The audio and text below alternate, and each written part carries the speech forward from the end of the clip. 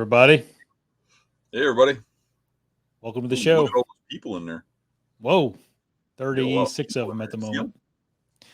I don't know how accurate those numbers are on the top of my screen because some people will mess like, I don't know. Some people act like there's more and some people act like there's less. So I don't think YouTube knows what's going on with how many people are on. They're probably There's pretty probably close. exactly how many there is. Yeah, I'd say that's a pretty close number. Pretty good guess. Bet you that's pretty accurate. There's Yep. exactly as many as there are. What's been going on, Dan? Not a whole lot.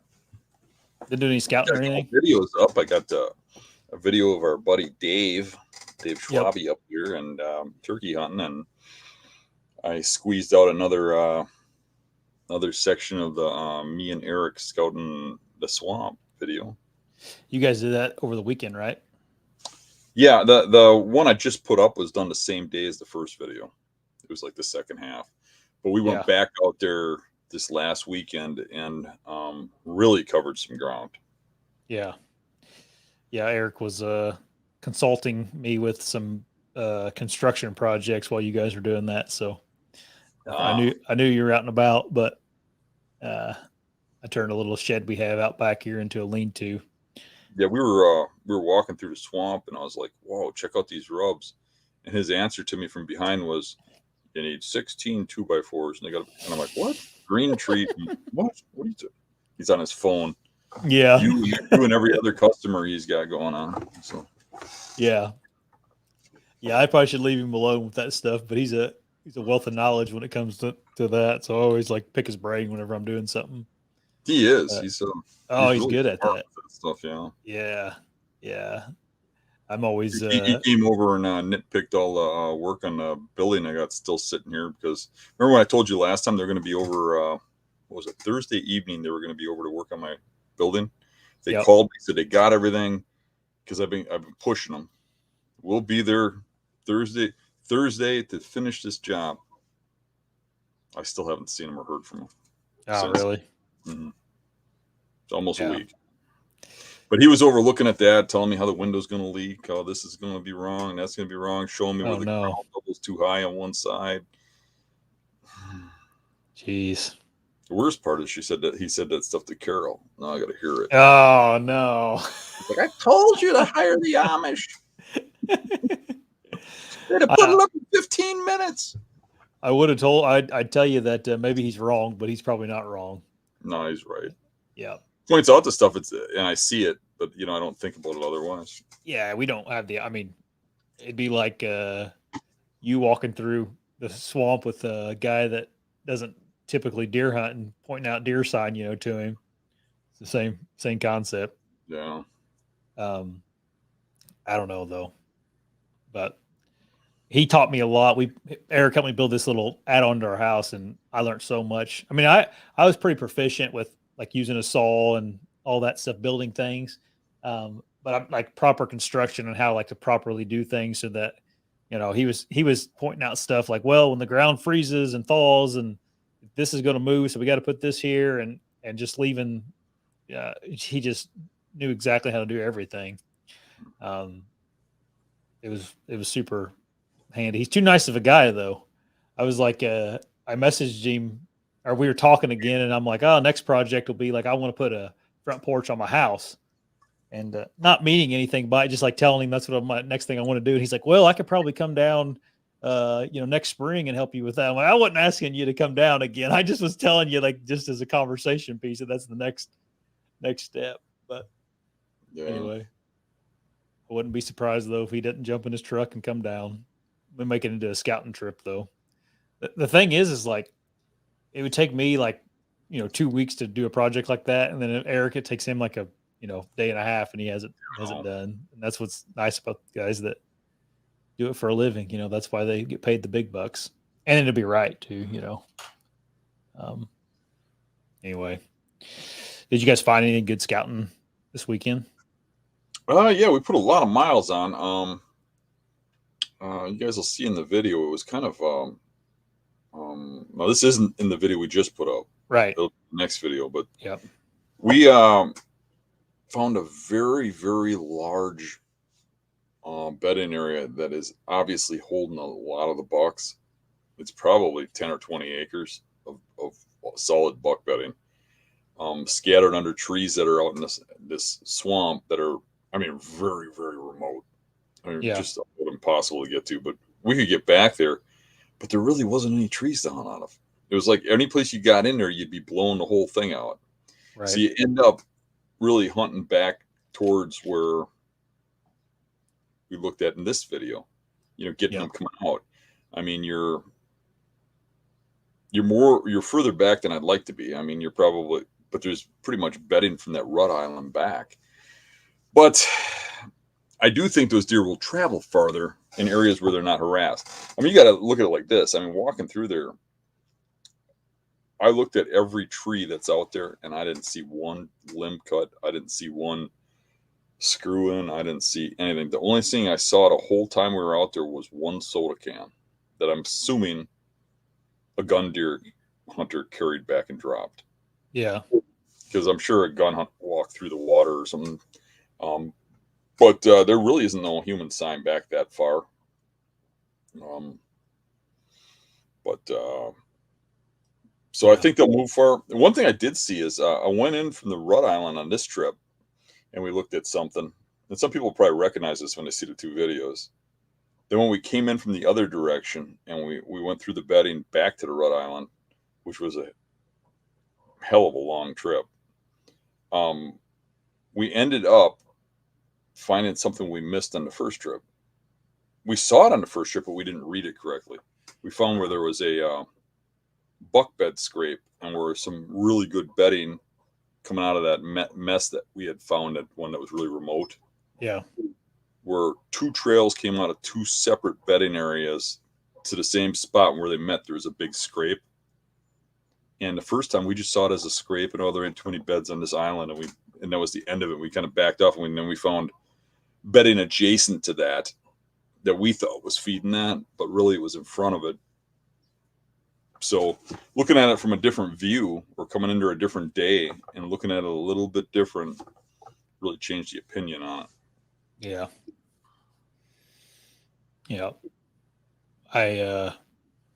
I spent the day getting ready to go to. I'm leaving tomorrow for Wisconsin, which is why we're doing this show tonight instead of tomorrow night. But heading up to Zone 1 to chase turkeys around for a few You should days. be chasing turkeys over by me. Well, not by me, but where we travel to those swamps. And you won't see one turkey back in those swamps in that water, but you'll find lots of deer sign. And who knows, Yeah. maybe one get kicked back there somehow and you shoot one. That's what Yeah. turkey hunting is, right? It's advanced deer scouting. Yeah. Right. Right. It's a. It's a. It's scouting for deer with a shotgun and a call target.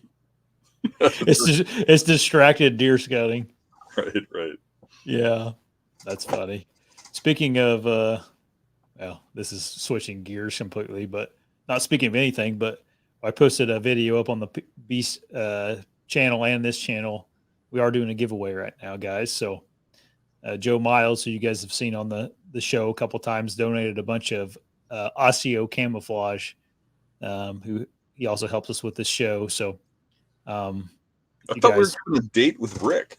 Was it Ricky? Well, let me finish what I was going to say. Okay, We right. are we're going to be. I think me and Dan we're texting about this. We're going to try to do like a every month give away something until deer season starts. So maybe the grand finale one will be a date with Rick. Yeah, I know that's in there somewhere. So we haven't really talked to Rick about this yet, but we're thinking it doesn't matter if you're transgender, you're gay, you're female, whatever. Right. Just surprise them. Highest bidder. That may attract some crowd that we're not used to. You know. Actually, we'll just randomly pick somebody. Whoever's got a rainbow or something in their name. Yeah. Oh man. Ricky will be on board. His But wife might anyway. not. Yeah. Right. I don't know if Ricky would be on board either, but we can pretend that he is. He was all excited because he got recognized the other day. We went to. Oh no way!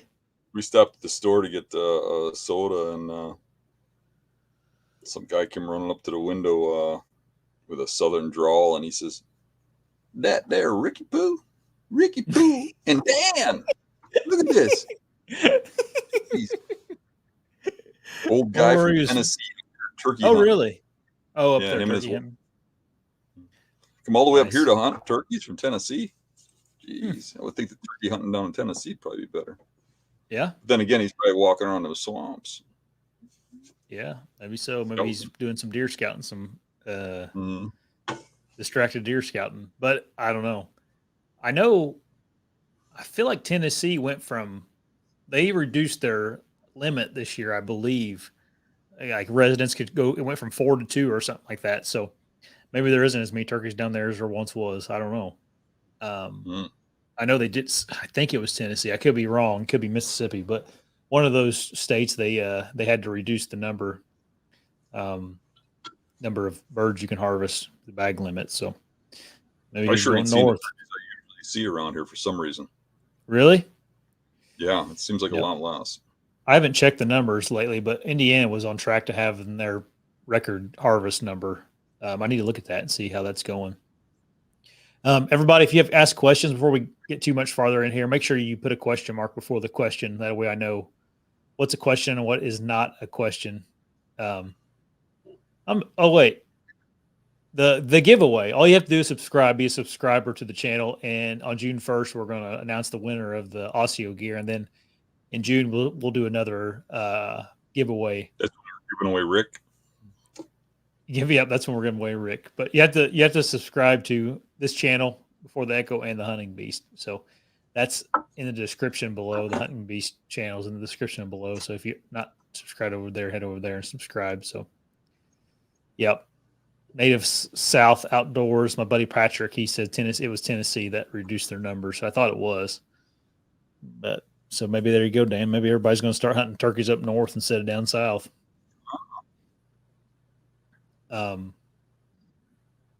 Let's talk about our news story. We got a guest coming on tonight, and he's down in the waiting room. But you should really have that Dave Schwabe on one of these days. He just killed a nice. Yeah, just saying. Maybe we will sometime. I'll have to get hold of him, shoot him an email. He's not on Facebook, so just shoot him an email. Yeah, he hides out. Yeah, he's gotten terrible too many times on social media. There's a news story going around about a little boy. There's not really I was going to pull the article up, but there's not really much to show as far as pictures or anything. But a little 8-year-old kid got lost in the wilderness up in the UP. Porcupine Mountains. Yeah, the Porcupine Mountains. And I believe he was out there overnight, right? He was. Yep. He slept underneath a log, I guess. They said, or he said. I guess they found him there sleeping underneath a log. But I expected the worst, to be honest with you. Yeah. It did not sound good that he didn't find a way out of there sometime during the night. Didn't go to the sound of traffic or a light in the distance or something to find his way out. I was really worried about the outcome. I was glad to see a positive outcome. Somebody sent me pictures and said they found him, and it was pictures of somebody carrying him out on his back, and that was good to see. Yeah. They looked like he strapped him to a frame pack of a backpack, and he was just riding on his back going out of there. Yeah, that kid will have a good story. Yeah, I was gonna say, as long as he comes out unscathed, and maybe he was a little hungry or scared or whatever, at least he'll have an adventure. That's right. What the things that scare you or that you fear, or the things that hurt you that don't kill you, are the things that give you your character. They're actually good for you. It's good to have some struggles in your life. That's what makes a man. Right. I mean, they said it got down to like in the 40s at night, so he was probably chilly. Yeah. Probably chilly and scared. But I don't know. Good for him. I mean, good for him for he probably was doing something he wasn't supposed to be doing, but just going out and making it didn't end up real well, but like going out and having a little adventure and all I got to that, give the kid a little credit, because most of your kids nowadays wouldn't even get lost because they wouldn't leave their living room. Well, yeah, they would have been on most kids have been stuck at camp on their iPad or something, playing some Most kids video game. when they're 40 years old now, are still in the basement. They Yeah. haven't come from playing Monopoly yet. Yep. Yep. Didn't you get lost when you were young and stay overnight somewhere, Dan? I got misplaced. Infalt boys don't get lost. Oh, okay. No, I went to visit my brother's wife's family on a farm way in the Northwoods, and I took my nephews, who were real little at the time, for a walk.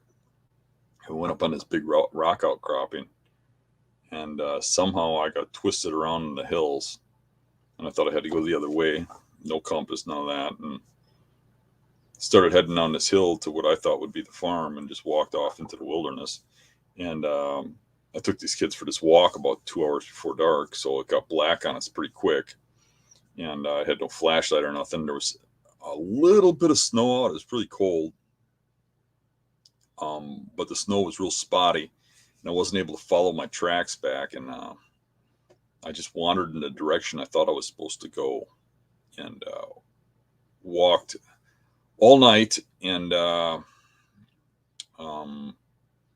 eventually I hit a road, and when I hit the road, up the road quite a ways, I could see a house light, and I walked to that house, and there was nobody there. I pounded on the doors and stuff, and then I started getting the light out. I walked up the road, and the houses were real far spaced. I found another house, knocked on the door, and the guy answered the door, and he says, "Ha, you must be the Lost Boys. Come on in."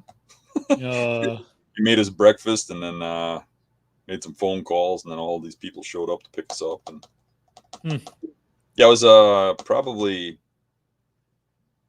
I don't know, early teens, maybe 13, 14 or something. I don't know, somewhere in there. Yeah. Maybe even younger than that. I don't know. But spent the night out there walking. We used to coon hunt a bunch when we were younger. Like from the time we got our driver's license all through college, we coon hunt. We always had coon dogs. And my buddy, we never had like the money to really buy like a Garmin GPS, like they all had, those trackers for the dogs and all that. Yeah. And that was before OnX and all that stuff on your phone, And man, we got lost so many times coon hunting. We were lost. We always ended up finding a road or something and calling someone to pick us up or whatever the case may be. But this one particular time, my buddy, he bought a new Garmin, and it was the first time we ever used it. And we got to this particular spot, and he had his little Garmin up that showed where the dogs were and stuff, and we had the dogs in the lead, and we were, he's like, we were going back to the truck essentially, and he was like, I think the truck's this way. The Garmin says the truck's this way, and we were like, that doesn't seem right. It's like, what the heck? I said, that thing ain't right. We got to go this way. I've been here 100 times, And so we just went the way we thought to get out to the truck, and we walked and we walked and we walked and we walked and we walked, and we came out to this field edge, and I just looked, and when they came out, where you could kind of see from the moonlight out of the woods. And like I got out to the field edge. I had no idea where I was at. And the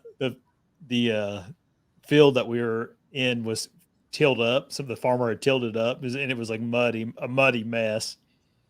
And so you could see the road down across the field, and we walked through that nasty, muddy field and got to the road. And of course we were around the block, completely opposite direction or we were going. But it took us a hunt to like realize, like, I just listen to the GPS, the thing actually knows where you're at.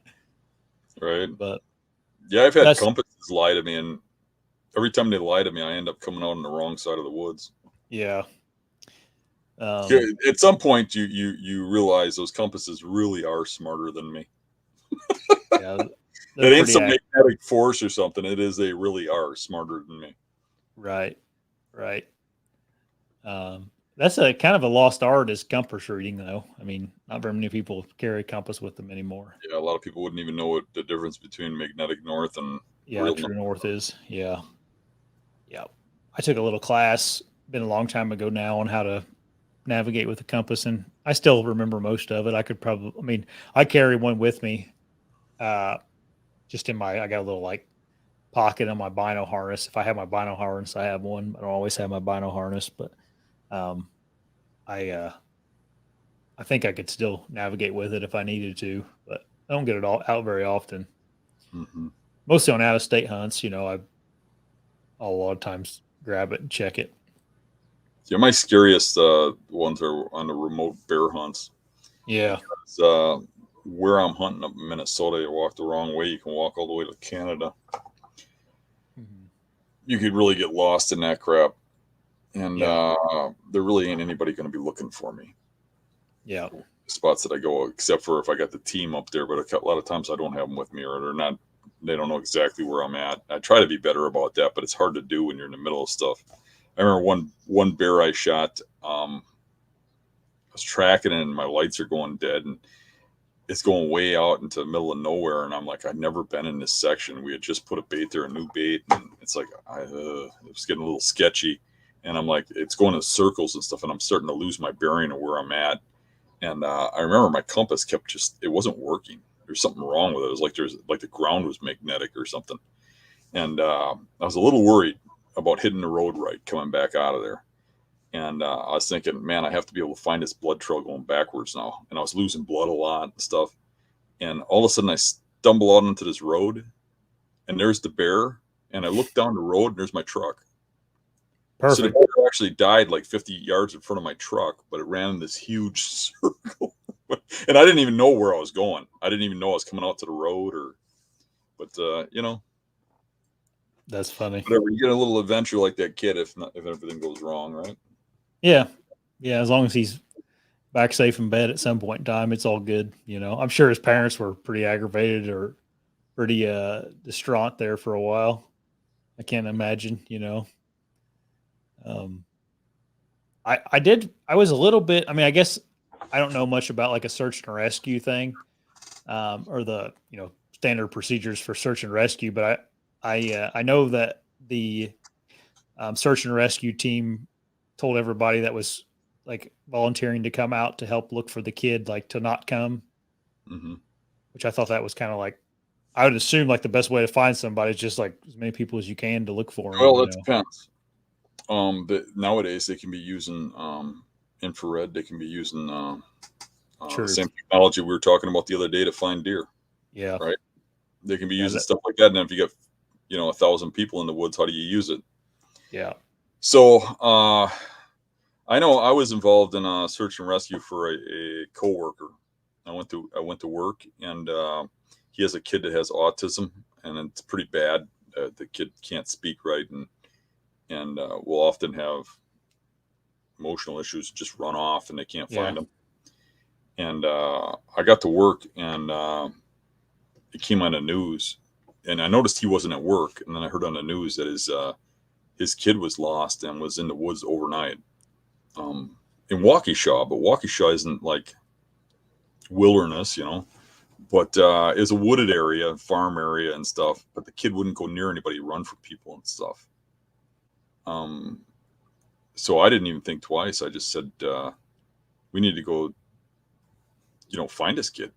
And I just said, to a bunch of people who wants to go, and pretty much everybody just shut down all the machines, and we all went out there. And when we got there, they wouldn't let us just go off looking for him, which is what I wanted to do, because I had a pretty good idea how a kid would go through there and stuff. I always use that mental game, but they didn't want to do it in that fashion. They wanted to do sweeps. So they wanted people in a line where you could see each person and sweep a woods, and then you sweep this area, then you sweep that area. And they did that, and they eventually found them doing the sweeps. It was fine. You just spent the night in the woods. Yeah. I know whenever we used to have, my grandparents lived here or whatever, my little cousin, or she's my older cousin, but when she was little, Amber, she got lost in my grandpa's cornfield back here. She wandered off into the middle of the cornfield, and then, she just sat down, I guess, somewhere, and got scared and didn't say anything, and they had to go find her. That was before my time, but I know that's a story I've heard from my family that she got lost in the cornfield once. But man, that'd be scary as a parent, you know. Um, Not that her you're going to eventually find her, but just still being lost. It's like dang. You just hear too many bad stories when it's overnight. That's what worried me Oh about this, yeah, and about my friend's kid. I really had some bad feelings because they're right alongside the Fox River, and that kid would just run right into a river yeah, or something. I mean, he just ain't yeah. right. I don't mean that in a bad way. He just isn't. Sure, And yeah. I didn't think anything good would come out of that. Mm-hmm. I thought we were really kind of looking for a body, and Well, when they found a kid alive, I was very happy. yeah. Well, you never know anymore, Dan. You hear about kids getting abducted and taken into Yeah. this horrible situations and everything else. So So especially if somebody mentally ain't right. I mean, somebody's going to take right, advantage. Those are the types of people they prey on. it's kind of a shame because like Huck, he's 3 going on 4 now, and like Mm-hmm. he is absolutely wants to be outside all the time, and I want him to be outside playing and being independent and then like and I need to, you want to let him go and do his own thing and figure things out on his own. But then it's like at the same time, it's like some, pervert or something could be driving down the road and see him out there playing. And if I like, it's like I have to figure, I always have to have an eye on him. That's It's the just like, discussion that we had the other day. When a parent was telling me that I shouldn't talk about hunting in front of their child because they don't tell them where meat comes from and they don't tell them about yeah, hunting, and they're better off not knowing that stuff. yeah, And these parents don't tell their, I struggle with this with my son James. He doesn't want to tell his daughter about evil in this world. Like if you say something about something happening, you can't say it in front of her. You can't say anything about a car accident. Oh, we don't talk about bad things in front of her. You have to. yeah, You like it or not, like Huck, he needs to yeah, know that you just don't run up to everybody you see and they're going to give you a hug and hand you a lollipop. yeah, He yeah, needs to understand that there's bad people in the world. He's got to yeah. I understand know. parents are good, but not everybody is. Right. And people need to have those discussions. And I think that a lot of people nowadays live in fruity tooty land and they don't have those Yep. conversations with their kids or in front of their kids. I can remember when I'd go out when I was a little kid, my mom saying, "There's some guy's been grabbing kids with a van. It's been on the Yep. news. You Yeah. watch where you go. You see a van coming up to you, pulling up, you run." Yeah. Yeah. And Yeah. yeah, she scared the crap out of me, but she needed Yep. to. You know what I mean? Right. If something did happen, at least I was prepared for it, and I wouldn't just hop in the van. You know. Yep. He has a little like back here, which I Mm-hmm. can't see him. He has like there's like a drainage spout where it creates a mud puddle right there, and he loves to go and play in there with his tractors and his trucks in that mud puddle, and I can't see him. And I always just tell him like, look, buddy, if someone ever drives down that driveway, you run back here to Dad's office and come and get him. Don't go to him. I don't care who it is. If you think it's Mimi or Papa or anybody, just you come and get me first. As bad as it sounds, times are different. Yeah. I can remember being like 8 or 9 years old. My dad showing me where the guns were kept if anything happened while he wasn't home. Like if I needed to use those guns to defend the house, literally at 9 or 10. Yeah. You think about that nowadays, they'd put a parent in jail for that. Yeah. But a lot of parents were like that when I was a kid. That's the way it Yeah. was. And nobody went, and no kids. That all the kids had access to guns. Nobody was out shooting each other. Right. You had a respect for the gun. Yep. So that the guns aren't really the problem. It's the way people are being raised and the kids are being brainwashed into who they are and stuff now that's causing the issues. Yeah. I was thinking about this a lot the other day. I made that little video about what Scott Cronin was doing with the kids, teaching them high schoolers how to shoot guns and handle guns and everything. And like, dude, that's the difference. It's like people that have never like held a gun and like fired it. They don't understand what the meaning of a gun is and how powerful it can be and how much you need to respect it and have an understanding of it. It's like Right. you're doing something very permanent whenever you use that gun, and having a detailed understanding of them I think it changes your perspective of them, compared to some kid that just grabs one and takes it into, I don't know. I think it helps at least. Um, Speaking of kids, you were talking earlier about kids and needing to know bad things happen. Mm-hmm. Well, our dog Penny, who you've probably seen her in some of the. She's been in the Hunting Beast channel a couple times, just here and there. She got hit on the road shortly after Battle of the Bows, Yeah, I and remember that. yeah, well, Huck, like I was the worst part for me. Like I was upset about it, but I was really dreading telling Huck like, if she's gone, and Mhm. this is what happens to dogs sometimes, and anyways, long story short, he didn't care. He had no like he's just too young to realize what's going on. It just didn't bother him really It as didn't. much as we thought it would. Yeah, it didn't bother him too much. Um, well, the other day he has like a little dog that's a golden retriever. Is that's what she was, and I was watching him play with it, and he was like, she had it, and he was like taking his truck, and like he was hitting her with it, hitting that little Oh, thing with it. jeez. I'm like, what are you doing, buddy? He's like, just playing like Penny got hit on the road again. I'm like, oh God.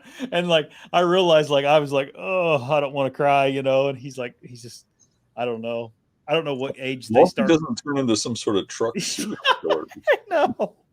I don't know what age they start like he just doesn't understand the how permanent death is, and all that. I'm sure he thinks When I it's was something that when I was a little kid, my in I mean little kid, my librarian teacher was obviously gay, and even back then you knew it. yeah. Even as a kid, you could tell there was something wrong with that guy. Um, and he had a pet snapping turtle in the library in an aquarium, and it never got huge. It got like this big because it was stunted from the aquarium. Yeah. But it died one day, and I felt bad for him because he was upset about it. Mhm. So I caught this little snapping turtle that was like just out of an egg, Yeah. and I asked him if he wanted it, and he said, yeah, I'd like to replace the turtle and put a new turtle in there. And I took it to school. Back in those days, you could do things like that, and I had it in an ice cream bucket, with Yeah. water in there, and it drowned on the way to school. I didn't know how to take care of it. And I got it there, and I opened it up for him, and the turtle's in there dead. And he's like, "What?" I go, I guess it drowned. Maybe I shouldn't have had some water in there and stuff." And he had this shocked look on his face, and he kept calling me in, trying to have a conversation with me, seeing if I need a psychologist to talk. And it didn't bother Yeah. me at all. And it was Yeah, what right. bothered me was this gay guy keep putting his arm around me. Let me talk to you about this turtle. Yeah. But anyway, I don't know. I don't know what that means, or it probably means nothing that he was doing that. He's just a little kid that doesn't know any better. But Right. it bothered me and his mom more than it bothered him. Is the moral of the story, and I don't remember anything when I was 3 years old. I'm sure he won't remember her either. So Right. um, anyway, let's get our guest on now, Dan. We've been freaking talking for If he's 35 still minutes. out there. If he's Yeah, still I'll tell you, he's probably hopefully didn't tune out. All right, here we go. Oh, Oh, it's hey Dave. guys. It's Racer Dave on YouTube, right? Are you Racer Yeah, Dave? yeah, that's right. Had Nugent on or something. And Greenhorn Dave on the forum Yeah, site. that's right. I wouldn't have kept Dave waiting that long. I thought it was Ted Nugent. Oh, yeah. Well, I got a Yeah. guitar in here if you want to see. Oh, play yeah. Play some tune. Cat scratch fever. How you been, Dave? Exactly. I've been doing good. Good. I've been seeing Dan, but good seeing Josh. Good here. Yeah. Things are going good. Things are real good. Good. Moving right along here, and excited to go turkey hunting in Wisconsin this week. So That's good. So you're going western Wisconsin, I think I heard you say before. Yep. I'm going to end up kind of southwest Wisconsin. There's a spot that I'm probably going to go. I guess it would be period E, I think. Yep. So not next week, but the week after. Yep. And it's in. Might not want to say the exact spot. Yeah, we could talk about it, but it's Talking on the phone right now. it There's is in a Southwest. people. Yeah, for sure. So I'll show you where I'm talking about, but you might have something picked out already and all that. But Yeah, I unlike do. unlike Dan was talking about before, where he hasn't been seeing a lot of birds around him. I live in it's an older subdivision from the 70s and whatever, but it's across the street from some conservancy land. It's privately owned, so it's not huntable unless you get permission from that landowner or whatever. But man, we got so many turkeys around here. It's insane, and see them a lot. And I don't know. There's just certain areas where there's just a ton of them, and I know some of them are sparse and hard to find. But so hopefully you get in them. Yeah, I hope so. Jacob was helping me out a little bit. He went to school around there, and Oh yeah, he said he hadn't been there in a couple of years, but he at least gave me some properties where he'd seen birds in the past. Yep. It was helpful. But yeah. I'll shoot you a pin of where I was. The looking. conservancy where I used to hunt won't allow you to hunt turkeys, where Mario and Rick hunt, and it is so loaded with giant turkeys, it's insane. The only thing you can shoot in there is deer. You're not even allowed to shoot coyotes. Oh really? Really? That's interesting. Yep, just deer. Only deer. Well, one of the things I'm going to do, Josh, I know we were all up together at part of the Fort McCoy challenge that wound up pretty much kicking everybody's butt. But you probably remember a lot about Fort McCoy and that we saw turkeys everywhere. Yes. So I got a lottery tag. I'm more interested in the deer. Those turkeys were gigantic. They're like Volkswagens. And there was a lot of them. So I actually got a turkey tag for, I guess it would be the week of like bridging period D and E. And they only let you hunt in Fort McCoy for turkeys on the weekend. So I'm going to have to take a day or two off. Not on the weekdays, sorry, not on the weekend. Oh, okay. Yeah, during the weekday. So what I'm going to plan on doing is going there a day or two near the end of the week, and then going out over the weekend to the other place in Southwest Wisconsin. And then I got a period, then I have a tag for the last one of the year, which is F.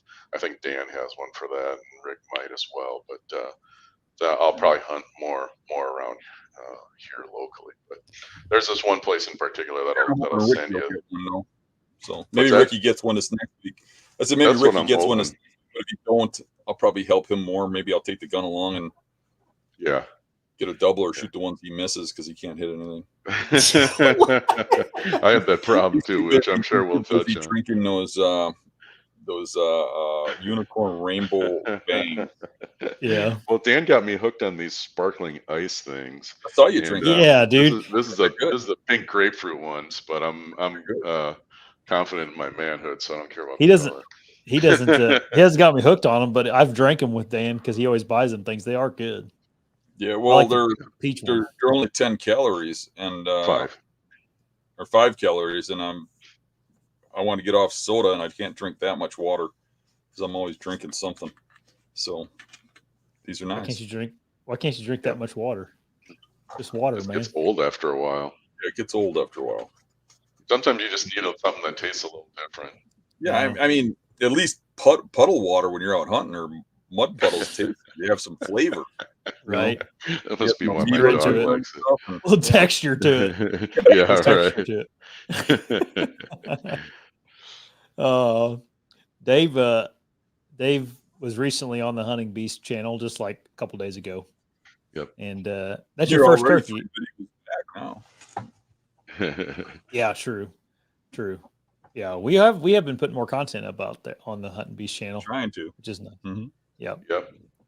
Yeah, that was and it goes back to earlier in the week. I was hunting at Dave's, and I obviously met Dave through Dan doing drives and all that stuff. I think we hunted probably like 3 years together, something like that. And Dan's got enough video and has talked enough about him where people know who he is, and I was certainly glad to know him. And then that year when we went to the island that he always sat on is when I got that guy. Your first where I got that double spot. Yep, same spot. That was we called Dave's Island. Dave Yep. That's how Dan referred it. And when he said, "Oh, go here," Dave's Island. I'm like, I knew exactly what it was. So certainly miss Dave, but got the chance to go out to the farm where Dan can still hunt. He'd been seeing a lot of birds, and so I hunted that a couple times during the Can I week. And then stop you for a second on yeah, your buck? Now that's your yeah, first buck and first doe at the same time, right in Dave's spot. correct. Yeah, within about You realize we went and did that 15 minutes. drive. We did that drive where Dave sits on that island for it's going to be close to 30 years, probably about 25, 26 years. Me and Dave have been doing that. And no matter where I sit, I would always shoot the buck. And Dave never shot a deer on that island. All the times he sat in that spot, he never did. And then one year, he let Jeff Ginky sit there. Yeah. And Jeff Ginky. And the main reason was he was so sick with cancer. He said, I'm not going to go all the way out there and never shoot a deer. You go out there and take the spot, Jeff. We always considered it the good spot, even though he never got nothing, right? And he sends Jeff out there, and Jeff shoots this big buck. And then last year you got the spot, and you shoot your first buck in that doe. And that's kind of ironic. I really didn't even think about that. Then you were in his blind when you had a big confrontation with the turkey. So you were in his deer too. Yeah, and so that was actually 2 seasons ago where I got that double. And then last year I was in the same spot on the drive, and remember I shot like the world's smallest 6-point. Remember where I shot him once, then you. Oh yeah. You did, yeah. It's the same drive. Yeah. And that was another one where this will kind of be a recurring theme where so I was a little more patient. Like I would have dropped the deer immediately. Probably like I would have dropped the turkey. But there's times when you worry about, man, I don't want him to slip away. And the problem was when I was in that tree on that island, there was the deer, and then in the background was Dan. And I'm like, I don't need some weird ricochet or something off the ice to bounce up to Dan. And he's like, bullets bounce off me. Yeah, But I didn't want to be in line, so I waited. But I basically shot. You were fine. I mean that sounds bad, but you were fine. I mean, I wasn't in line at all. I didn't think so either. I was shooting down enough. Yeah, I do respect that. You're being really careful. So I had actually now 2 bucks out of that spot. It was again probably a 2-year-old deer. He had a big body. I mean, I got probably got like 7 deer sausages out of him, all the steaks and chops, and like 36 pounds of grind. I mean, so there was a lot of meat on that sucker, and he just had a small rack. I thought it was a gigantic doe at first, and Dan's like, "You sure that was a doe?" I'm like, "No," but anyway, so it was just amazing, having that connection with Dave. He was a fun guy. We had driven around on those drives, not just driving and walking and all that stuff, but in his car and all that stuff. And he was just a good guy. So Dan said, "Yeah, you can go back and hunt in the blind." So I did one day. All I saw was a couple of hens come in by my decoys, and one of them got a little plucky with one of the hens that was standing up, and she kind of puffed up and pecked at it, and then 10 minutes later she sat down next to it and slept. And I was like, really, yeah. And they just sat there forever, but nothing else showed. And I was like, okay, it is what it is. And I was like, be patient, tomorrow. Yep. So I come by there almost every day. You were just unlucky that day. Yeah, we saw all kinds of turkey droppings and stuff, and it was loaded. And when I there was a lot of that. So I set up decoys again. I had a half strut Jake, a alert hen, and then a feeding hen. And I figured kind of the way I angled them, if they were coming from this other far corner, like if you've seen Dan's video, they should be able to get a little glimpse of them if they kind of get the right angle. So I had them kind of set up that way. And I didn't hear any gobbling from where Dan thought they were going to be gobbling, where I historically heard them in the week before. And there was just nothing going on. But then the next morning, I'm like, okay, boom, there's one kind of where Dan's expecting. And it wasn't exactly where he was expecting, because there are roost trees and you could see them because they're kind of skylit. And there was nothing in there, but it sounded like it was past it. So it definitely was. And that's quite the distance, so it's easy to miss them if they are in there. Yeah. So it wasn't easy to miss the like one that was gobbling. I can tell you that once I got eyeballs on him, because Well, eventually, that's interesting because I was doing a play-by-play with him, and on the phone he's texting me back and forth, and he sends me a picture of this thing where it's at. I'm like, holy crap, that is a huge turkey, because I knew where it was. So in yeah, perspective to where it was, I could tell that was the same giant that me and Jake saw, which I think is trash bag. yeah, yeah, because there's like some kind of box in the back, and it was right Mhm. near that. So Dan would know, okay, from the blind to where that box is, and then the overall size of the box, what this turkey was like. And I'm like, man, that thing looks big, right? And I kept watching, and he just kind of kept working around. I mean, he was slow. What was cool about it, probably took him an hour and a half to get all the way up, but he was literally strutting the entire time. And from probably, man, how long do you think that is, Dan? That's almost half a mile. Yeah. Um, and he didn't break strut, well, except once when he was getting a little love going on with one of his hens. But that was the only time he broke strut. Otherwise, he did not. You know, it was wild. And he kept working, and I see the hens, and I was almost like, um, my daughter's dog's a collie, right? And he just like runs behind everything and kind of circles it and herds it, right? And that's kind of what he was doing. He would just kind of go back and forth. And as I'm seeing him, I didn't see the hens right away, but he was behind him. And then the hens, he just kept pushing them up to my corner. And he'd kind of go like this, and he just was like literally herding them, herding his harem up to my corner. So it was kind of fun to watch. And I'm like, all right, just keep this going, right? And that's what I'm thinking. And then I hear this, and I'm like, what the heck is that? And I look over my left shoulder, and here's three Jakes that came in because I was doing I did a couple like real hard cuts on my glass call, and it seemed to kind of get Tom's attention. I could see him in the binoculars gobble, right? Well, clearly it got the attention of more turkeys than just him and those hens. Um, three Jakes came in, and then so then they're just that half strut Jake I had. They're just hammering it. They're jumping on its back, spurring it, pecking at its head, and then they destroyed the other two hens. By trying to mount them. Well, not trying to. They actually did, Yeah, I and saw the video. They did. yeah, they did. They knocked them over, and I'm like, I was oh, this wondering, is were those sticky when you carried them out? no, they were not, thankfully, but it could have been. But so anyway, then I'm thinking, okay, great, and it's actually in a way I thought hey, this is good because I had this one lone hen that came up next to me, and I'm like, well, I don't want to call a bunch and like freak her out and have her, start cutting when she's literally right next to me, um, and she just kind of stayed put and was staying there, and so I'm like, I don't know if I should do much because if the uh, trash bag, the Tom can see her, he's gonna want to keep seeing her, right? He's not gonna want to see her move off probably. Or maybe if he did, he'd kind of come, but he was already on the way.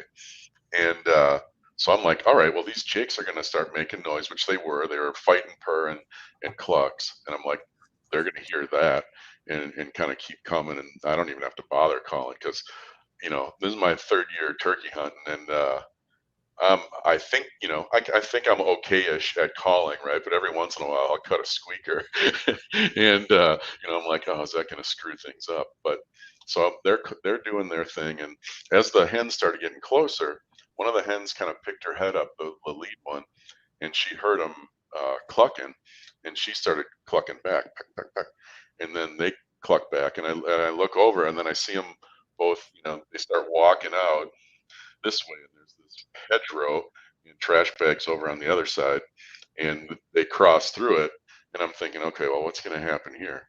And as soon as they get there, they start puffing up into that half strut puff, you know what I mean? Before they're going to start strut, the feathers go up on their backs and stuff like that, and they start walking at the hens. And meanwhile, I'm thinking, all right, if it just stayed the way it was, trash bag was just going to keep working in, and I was going to get like a really good shot. Well, all of a sudden, the hens see these Jakes. They don't want anything to do with them. They start moving around, and I probably rushed things a little bit. I didn't range it. I didn't have a rangefinder, and So I'm like, I better shoot now, or otherwise I don't even know if I'm going to get another chance. If just the way it was blowing up, because it would have been like a 3-on-1 deal with 3 Jakes against this guy, even though he was enormous. I didn't know what was going to go down. If the hens start scattering, where's he going to go? I just didn't know. So I wound up shooting, and he, like, again, he would. You thought it was 35 yards? Yeah, I thought it was 35. It might have been a little more. And kind of what he was doing is to the typical strut behavior, right? So he's got his head all tucked in with the fan behind him. In fact, I had this old decoy in my that this buddy gave me. It's like this collapsible thing. But anyway, so he had his head tucked in, whatever they do there, You right? make a good turkey. Do that Yeah, again. I do, right? So it's kind of like this, right? And he kept turning back and forth like this. You got a little blue going there, and Exactly. a little red. So he's turning facing me. Yeah, exactly. He got the snood. While you're talking about this, yeah. But yeah, so he was facing me, and I'm thinking, all right, I should probably shoot him when he was facing me. But then I think just as I was about to pull the trigger, he kind of twisted a little bit like that, and you couldn't see it on the video because I had a tripod in the video. Apologies, but I had a tripod all set up. I thought it was good, and if the bird moves 6-8 feet one way or the other, he's not blocked by the corner, but it's just the way it was. And I was paranoid enough where I didn't want to start monkeying around with the tripod and blow the opportunity. But anyway, so I think I kind of rushed the shot when the Jakes came in and kind of messed things up. And I shot, and like it looked like he kind of staggered a little bit, and then all of a sudden he just boom, and he's gone. And I'm like, what the heck, right? And I was just kind of stunned and shot one more time, but he wasn't really running much closer to me. He was kind of running slightly away, and yeah, nothing. And so, he was enormous. I mean, you always hear the legend of trash bag, and you kind of see the perspective when he starts getting closer on the video. But man, was he just the circumference of, the fan and the roundness of the body when they're in a strut like that and they got the fan behind them. I mean, it was just, I've never seen he'd anything come out in like the it. field with 2-year-olds. He'd be a foot taller than all of them. Yeah. Yeah. I mean, just insane. So I missed. I was bummed out. You didn't miss. Here's the deal: you can't kill trash bag. You can't. Yeah, pretty much. It's So to do with the higher power there, man. Yeah, not be killed. pretty legendary. Yeah, someone on the YouTube comments said he leveled up. Like a video game thing where he leveled up the invincibility. But so I missed, and I was using 3-inch shell TSS-9 with a modified choke based on. Yeah, I don't like that. Actually, there's a guy who's like just a complete turkey slayer and one of the best callers like I've ever heard. When you hear like any sound you've ever heard a turkey make, this guy can replicate it any volume. It's Shane Simpson. He's on the forum too, as like Simp Zenith or something like that. Man, that dude is just unbelievable watching some of his videos. But he's like, yeah, that's what he uses. But you think about how he hunts, and he's running pure run and gun, never hunts out of a blind. And he's so good at calling, he can get them in tight, right? So he's shooting them at 20, 25 yards all the time. So for that setup, that worked great. But to reach out, it just didn't work either with the way the bird moved, or maybe, I don't know, or I just flat out straight missed. But after that happened, went back to Dan's that night. In fact, you guys had a show, and I had to squeak that in, where we squeaked in and ran out and patterned a full choke instead of the modified. And we did it at 31, 32 yards or something like that. And it was like spot on perfect. Yeah, that pattern was awesome like that. Yeah. So it was spot on perfect. So, while I was bummed and all that, I went out to the spot that was kind of local, and I'd seen birds before, like the last season, the last period of last season, and I had multiple birds gobbling. So I would go in, I'd park in a certain spot, I just go into the woods 50 yards and then just wait and see what sounds off and go to the closest one. Last year I did the same thing where I did this year. The closest one, I wound up trying to get in too tight, and then all of a sudden they shut up, and it's like, oh, I made that mistake again. Great. So I'm not real happy, but there were at least 3 other ones out there. So I started calling, and I did a few yelps, and you could hear them. They're kind of echoing each other. They answer to me, but then they're gobbling at each other. And then I changed it up. I'm thinking, well, I'm just not going to stop the yelps. I want to see if I can do something different and get one of the birds interested. So I just started doing these little light clucks, like almost like the little ones, when a turkey's just kind of moving slow and feeding. It wasn't just pure purrs, but it's one where they do like it's not every second, but there's some irregular ones thrown in there, but it's just this little every second or so, like when they're walking. And I just started doing that with a little purrs, and it was light calling, but there wasn't much wind, a little rain. And sure enough, one of them started getting louder. And I'm like, okay, this is good. And it was just subtle calls. It's like, how the heck does he hear that through these, wall of pines and stuff? But it was that light stuff that went from the yelping, where it sounded like they were more gobbling at each other, kind of far away. But as soon as I started doing those light ones, all of a sudden one of them started coming in. So I'm just assuming that change in the calling and going lighter probably made the difference. And it was easy on the glass call to do that. So I just did that, and sure enough, he started getting louder. And this one particular spot I was in, it was real open. There were just kind of, I guess you'd call if I had to think of a term to call this way the land was set up, like a savanna, right? So it was like real kind of open with trees in it, but it wasn't like it was solid brush. There was some stuff that was thick behind me and in front of me, but where it came through was kind of this lush grass bottom, so kind of like you see in some of the river bottom kind of country, even though it wasn't river bottoms. And he just kept coming, gobbling. I just needed him to clear this one tree. I made sure the previous mistake that I'd made in the past, I make a lot of them. I'm really good at making mistakes. But as I had another bird where he was just like on fire, and I was sitting behind a big tree. I had a big tree in front of me, and I had this deadfall, and he came right in, and I could hear him spitting and drumming. He was close. That spitting and drumming sound, by the way, is really weird. The first time I heard it, I'm like, wow, that is just weird. And I needed him to clear this tree, and when he did, I shot, right? And he ran off again, kind of like trash. But I'm like, what happened? And I looked in this deadfall tree. I had this, I'm looking at down the barrel of the gun in the sight. Well, it was just, this deadfall was just high enough where I carved this U-shaped trench in, in the deadfall. So I basically shot the tree and not the bird. So this time I made sure that I had, plenty of room around me where I had shooting lanes, almost like with a bow. And he hung up a little behind the tree like that other one did, but I just gave one little tiny mouth call cluck, and he gobbled again, stepped out, and that was it. And that pattern that me and Dan worked on just dropped him like a box of rocks. Yeah. No, it was a cool week of following you hunting kind of in that video, Dave. Yeah, it was fun. And I left my camera. I know I mentioned on the video, I forgot it at home. I got down the road, and I'm like, where's my camera? I'm like, dang it, I didn't put it in my stuff. Yeah. And Dan's always like, man, you gotta have the camera. Yeah, and it's true, right? So I at first I hated having the camera, just because I didn't want it to blow a shot. You know what I mean?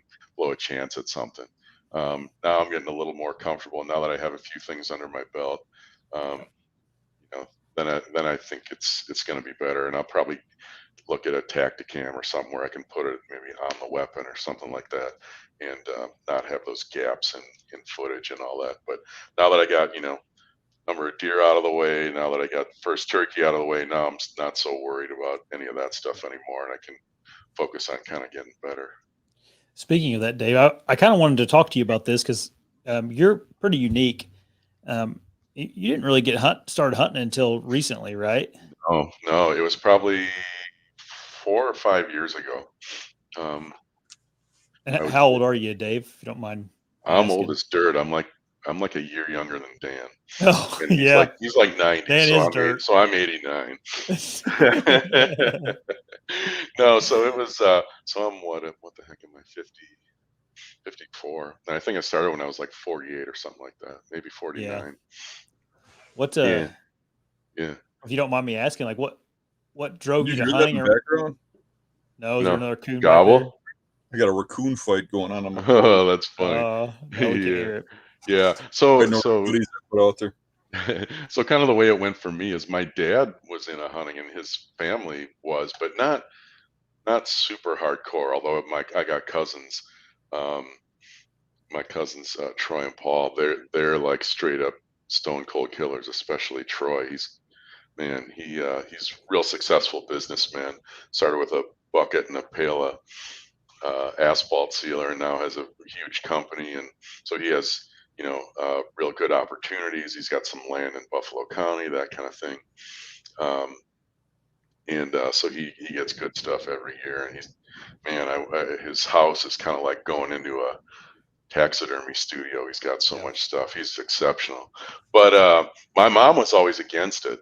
They're like, this was in like high school. They're like, hey, come on with us to like near where my dad's family had some land way in northern Wisconsin, northeast Wisconsin, Florence County. And they're like, hey, come out with us, we'll do it. And if I kind of wanted to, but she was always like anti-hunter. She came from a family where there was no hunting, nobody had a weapon, nobody know how to do any of that stuff. And so I never really did it, and I kind of drifted away from it. And so, I got into cars and some racing stuff and all that. And one of Dan's coworkers, it's funny, we were talking about, he mentioned his name just in some story. I'm like, oh, hey, I know that dude. And, we'd raced and stuff together. And, and then I had some bows when my kids were growing up because my son wanted to shoot. So we bought bows and we would target shoot and stuff like that. But I didn't have the foggiest idea of what to do to actually hunt. We lived in Kansas for like 5 years. I did mostly like mountain biking and stuff like that, but I didn't even know the beast existed then. And I think we moved there in like 2011. So the beast was kind of like just getting started. And if I would have found that resource then, I would have been like, then I might have been more encouraged. But otherwise, starting that late, the learning curve I just thought was like, man, I'm gonna have to go find an outfitter. And then I started looking at outfitters and seeing their prices. I'm like, I'm not going to an outfitter. And it was just crazy. And then I moved back here to Wisconsin to be closer to my family, so the kids could grow up with their grandparents and all that. And my friend Rick, he was like, "Oh, you got a bow, right? Well, let's go hunt." So we finally, he just took me out, and he was in this sportsman club that had a lease not super far from here, and we went out, and I think it was like maybe it was like November 2nd or something. It was like the first day I hunted, and there was a doe that came in and was right by where I was set up. It was literally like the first set thing, right? We had just put up this ladder stand in this spot where nobody had a ladder stand before. Man, here's this doe. I'm thinking, well, that's good, but I want to shoot a buck, right? And I could see the next day, and I didn't even know what this was at the time, but it was this buck scent checking all these doe trails all the way down in this little bottom. And I'm like, man, if he does that again, I'd love to shoot him. It was an 8-pointer, probably maybe 100, 110, something like that. And the next day, he did that. He came in, and he was right there. And my buddy was like, yeah, use this decoy. So we put up a decoy, and and they like put this scent by the tail wick and all this thing. And so he came in, and I was like, so he had me in this ladder stand, and he had a crossbow, so he would actually use that gun rail thing. And Yeah. so he had the gun rail thing on there, and I'm like getting ready to start to draw the bow, and I'm like bumping into the gun rail. And meanwhile, here's this buck, and then he gets near the decoy, sniffs it, and then he's just like out of there, right? Yeah. So I thought it might have hit a chance, but that was literally my second time bow hunting, and I almost think that was like the best thing that never happened, because um, if I would have shot him and if I would have killed him, I would have thought I was a good hunter, right? But literally, it was just going to that spot. Um, in a, first sit, this private land. I would have thought I was a good hunter, right? But then I went back there the next fall, and it was like there was nothing there, right? But it was good in rut, and this was real wet, so the doe bedding that they were using was now underwater, and so nothing was the same. Take it. Everything was different, and I was like, why are there no deer here? What's going on? And then I found the beast in Dan, and Dan led me down this path of broken dreams and blood drawn and boots filled. but it's really way more rewarding than it would have been just shooting that first deer.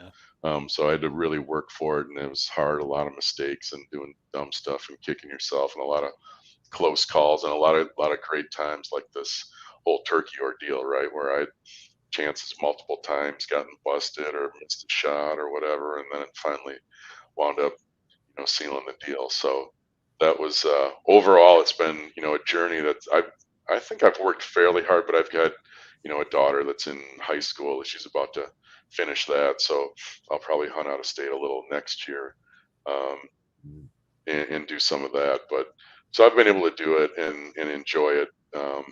And now that she's away for school, I'll probably try to put a little more scouting, like she was busy with a high school sport this whole winter, and it was from like the end of December to the first weekend in March.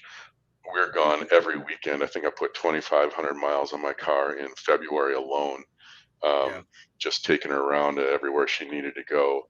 And so I had like no time for any scouting and all that stuff, just the way it went, which is unfortunate. But hey, there's always a way to make it happen. But yeah, so it's been a really good journey, and appreciate. I think I first met you, Josh, at one of Dan's seminars, and to you, your voice sounds normal, right? Like you hear everybody in your neighborhood sounds like you. You don't catch it, right?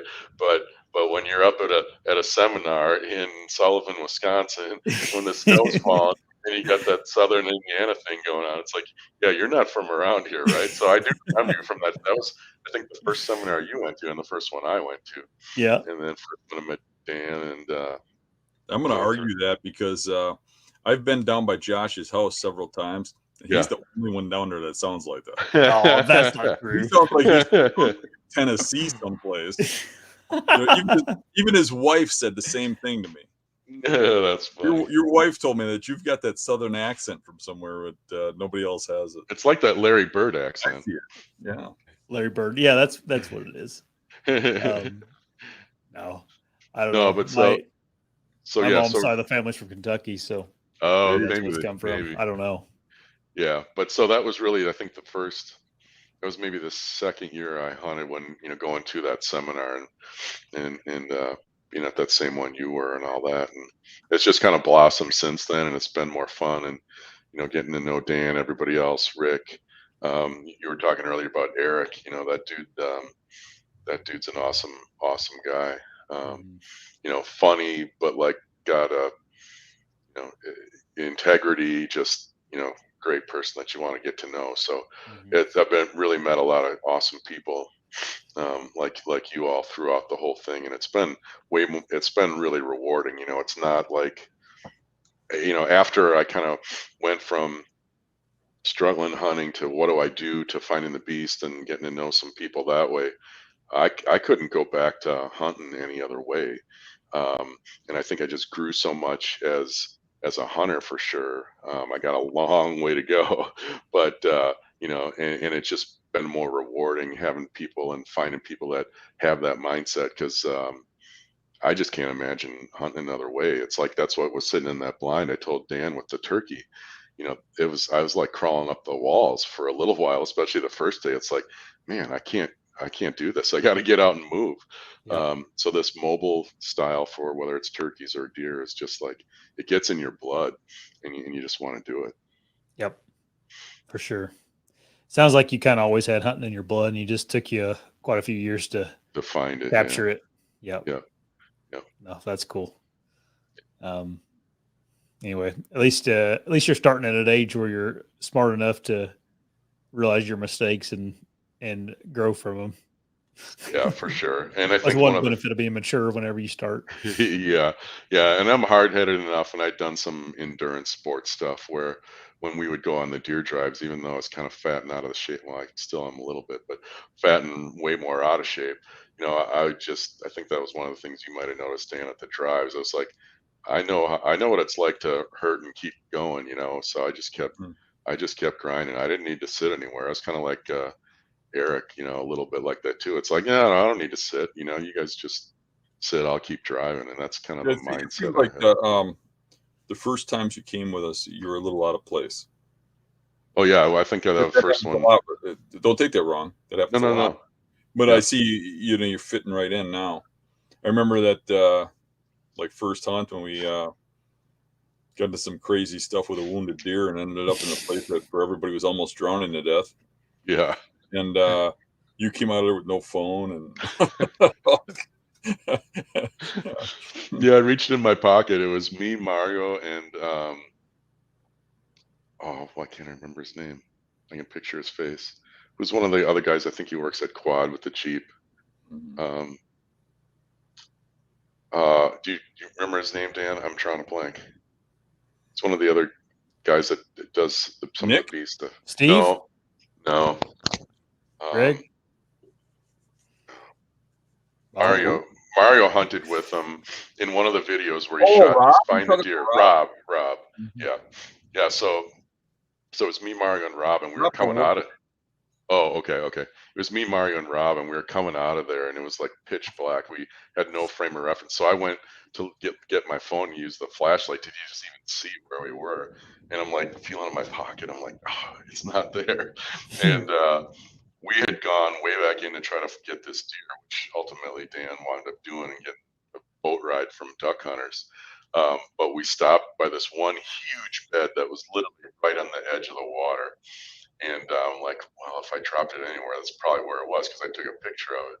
So I went out the next morning, and it was funny. I went to that parking lot, and just as I'm finished, just as I'm getting out of the truck, I see Dan and everybody else and Mario driving by, and I'm waving at Mario. So they were driving that next morning, but like, I gotta find my phone, and everyone's like, you're never gonna find that thing. And so I kept walking, and because there were so many of us, it was like an elephant herd, had gone through these deer trails and just stomped them out and widened them out. So it was super easy to find again. And as soon as I got bed to that huge bed, which was like, I don't know, it was like the size of two king mattresses. I mean, it was just like, it was massive. And there it is, sitting right there. Mhm. I thought for So sure that it would have been underwater or something. yeah, I knew And that's if you I knew remember, that. remember Mario went through all the way to his neck twice. Yep. And I went in once, but I remember where I put it in, and I was wearing hip boots at the time. And you might remember we had it from the video where I was wearing those hip boots, and we were hunting out, going to that one that one island, and I went through like you saw me disappear like 4 times. That was pretty funny. But And when we got so to where that deer was climbing up onto the shore out of the lake, yes, we shot it. It ran in the lake. We ran around. It started coming out the other side, and I emptied my gun again. And then Mario was standing next to me, and he was just starting to take aim, and all of a sudden, boom! He goes out of sight. And I looked down. He's below my feet. I mean, he was standing right next to me, and he's yeah. like, ah! And the deer's getting away, and I'm like, give me your gun. I took his gun. We It ended up was killing the deer, and I kind of felt bad about that. that After was super. It was super sketchy back there, but I I knew, remember, I think, him complaining about it, and then yeah, yeah, we go out to where the deer was, and we're trying to get to the deer because it was just out. It went into the water, and it was out about 15 feet from shore, just out of reach. But we're standing on these little humps that are floating, and they're bobbing around like bobbers. And Mario's next to me, and he's complaining about how soaked he is, and he's full of mud and stuff because he went literally to his neck, right? And I literally look at him, and boom, there he is down to his neck again. Oh gosh. and what made it hard too was that it was just cold enough where there started to get some ice forming. So Mhm. remember how there was the shore, but then there was like 10 feet of just skim ice, which is how the deer got stuck there. It couldn't break that skim ice and get up. The water was Well, literally like this deep, and there's like a thin layer of ice, like he's talking, that skim ice. and there was mud underneath it. And I even started to. I started taking off all my clothes. I was gonna go out. That's and get not this something anybody wants to see. but we tried to get it with a stick. So I took the stick to see how deep the mud was, and the stick was, how long was that? It was like 15 feet long. It was actually a little tree that had no branches. Yeah, yeah. I literally, with no effort at all, stuck it in there and could not find the bottom of that muck. Yep. So it's not like water. You can't swim through that stuff. No. If you just hop off that hump into that stuff, I think you're just going to hop down and never, ever be seen again, ever. Yeah, I think so. There was... just when I'm contemplating whether or not I'm going to die getting this deer, a boat came buzzing up. Need a hand? Yeah, we're like, hey. And I left everybody standing out there a mile and a half from the truck in the muck, and I hopped in the boat, took a boat ride. Yeah, and so when we went out, there's a real easy way out, but if you miss the first landmark, you kind of miss the main trail, and so we missed that first landmark, and we wound up going, a different direction, and it felt like we walked through a quarter mile of buckthorn thicket.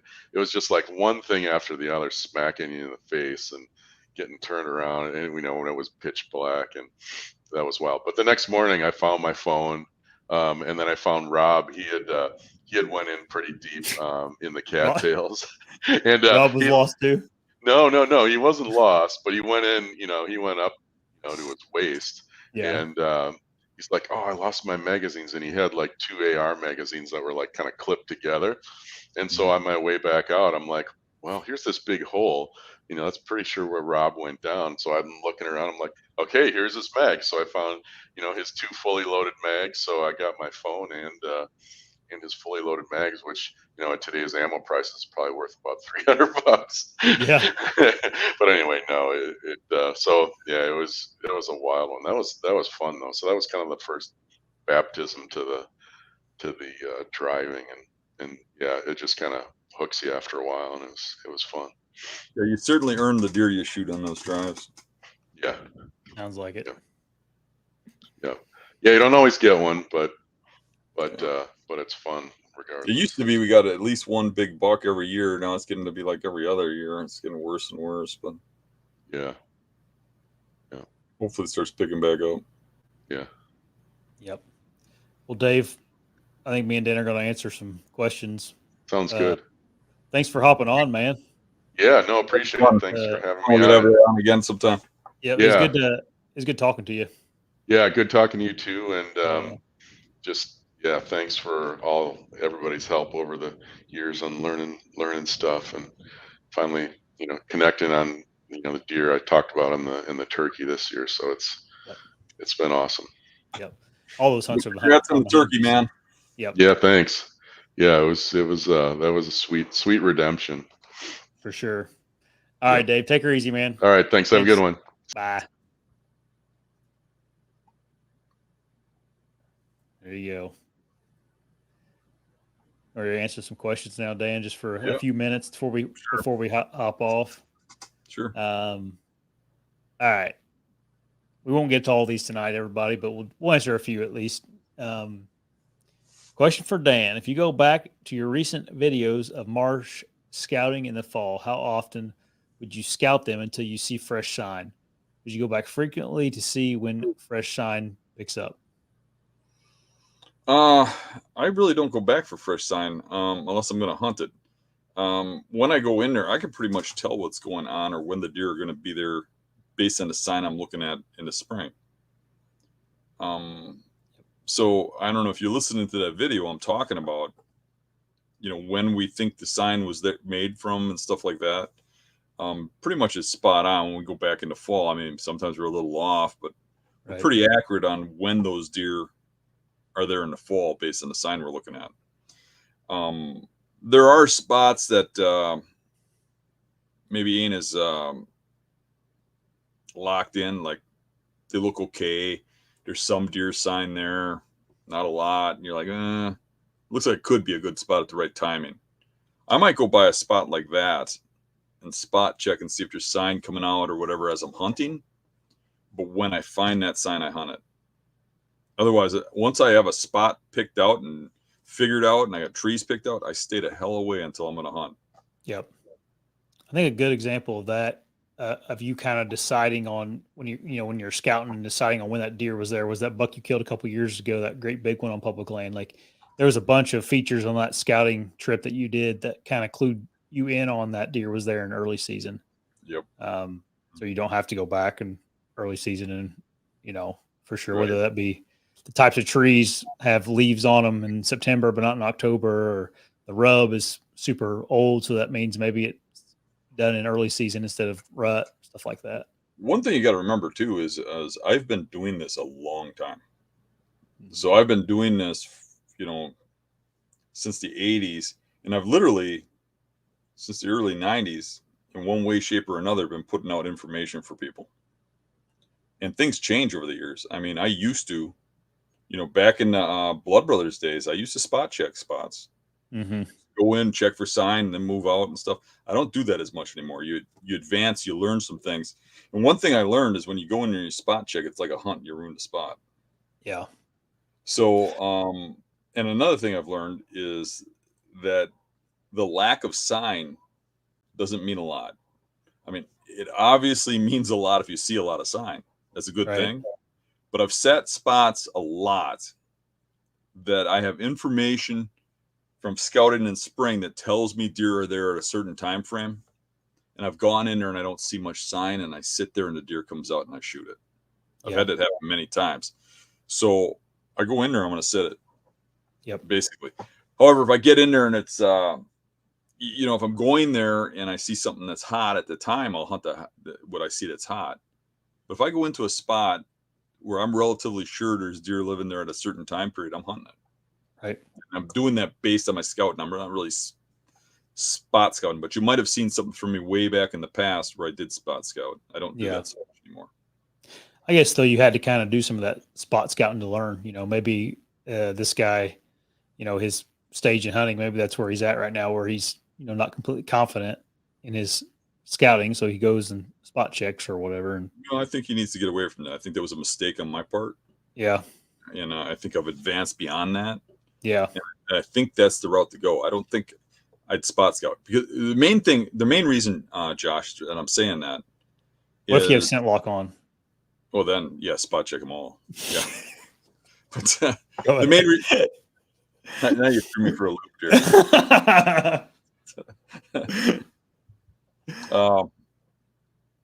The main reason I'm saying that is because I have hundreds of spots. Yeah. Scouted from over the years, right? Your average person has about 10. And he's trying to make those 10 spots last a whole season. You go in there and spot scout one, you just ruined it. That's one more spot you can't hunt. Yeah. Yeah, true. I think you can hunt these spots about once every 30 days or so. And even that's pushing it. Once or twice a season, I think is better.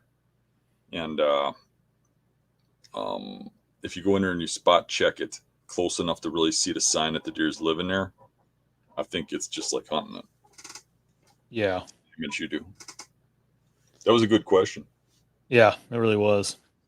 Yeah, I guess it depends on what your definition of spot scouting is too. Like, I guess if you're just jumping around looking for hot sign, that's out your strategy, then I don't know if that's spot scouting or not, but it's not always I think bad. that some of that might even be in some of those old Blood Brothers videos.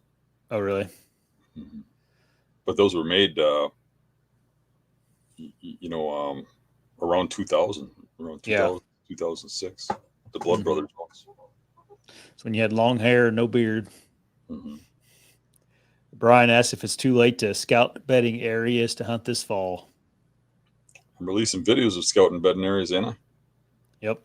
So I guess you can. I guess it depends on where you are geographically too, because I would imagine it's a lot more greener where Josh is than I am. Yeah. You can scout them all year, but it gets a lot harder for somebody that's not used to looking at them, seeing them once the green stuff starts growing in. Right. And not knowing what bedding is. Mm-hmm. All right. Brett asks, do you still focus on buck bedding at the start of the rut or switch to doe bedding? I'll look at doe bedding a little bit, but for the most part, everything revolves around buck hunting. So with that in mind, take a look at the video I put up today just before this show. I'm sure he hasn't seen it yet because it went up just before the show. In that video, we go to an island where I'm expecting to find buck bedding because it's just like the first island we looked at. But when I get there, what I find is it has rubs just like the first island, but the rubs aren't in beds. They're on trails. And we jump does out of a little patch of cattails. And when we get in there, we realize that that's a doe bedding area. And we realize that the bucks are cruising this doe bedding area. But it's extremely remote, and the bucks are really close by and bed in areas that are really close to this island. And these bucks can go through cover and never really leave thick cover and check on those does during the day. I think a mature buck will do that there. So there I'm actually hunting doe bedding, but I'm hunting it because it's in close proximity to big buck bedding. I don't hunt like doe bedding areas that are hundreds of yards from any bucks, you know, and hope one goes by at noon or something like that. And you'll kill bucks at those places. I know people do it every year. Yeah. But the majority of them are 2 or 3 year olds. If you want to kill a mature one, they're not going to leave much cover for that. They're going to bed near that doe bedding area where there's thick cover near that doe bedding area, or they're going to put beds. And you'll see that in that the video we just put up. I didn't explain it very well. Watching the footage, I wish I would have talked about it more. But you'll see me look at a bed and I'll say, "Oh, there's definitely bedding going on here." And you'll see you pointed at a rub and a broken branch above it. There's a little point that goes off into the cattails there. And if you're looking close, you can tell that's the configuration. And you can tell if you look at when we're just walking up, that's surrounded by cattails. Now, they're all knocked flat now, but it's a little hole. And that bedding area is in a spot where it's just looking at the doe bedding, just looking right through the island at the doe bedding. And we found one other buck bedding area that was doing the same thing. Those two spots are being bedded by bucks, monitoring those does. Those are very killable bucks as long as we don't get right in that buck funnel. If you look our setups, I tried to do a map without showing the spot. I drew one. But if you look at the map, we can't really get into that island, because if we get into that island, if those bucks are bedded, they're monitoring the does, we're blowing them out of there. So we're going to set up on the ends and where the bucks come in and out, you know. Right. Got these dang forest bugs. Can't get him on camera, but there's those, box elder bugs, the ones that got a little orange on them. Yeah, they call them like stink bugs, or that little guy right there. Where is he? I don't see him. He's right here. What does he taste like? Oh, that's a stink bug. Yeah, stink bug. They call them, I think the proper term is forest bug. We got them freaking things everywhere. I saw something moving out of the corner of my eye, and he's just like walking down my microphone stand here. He went God has a reason for everything.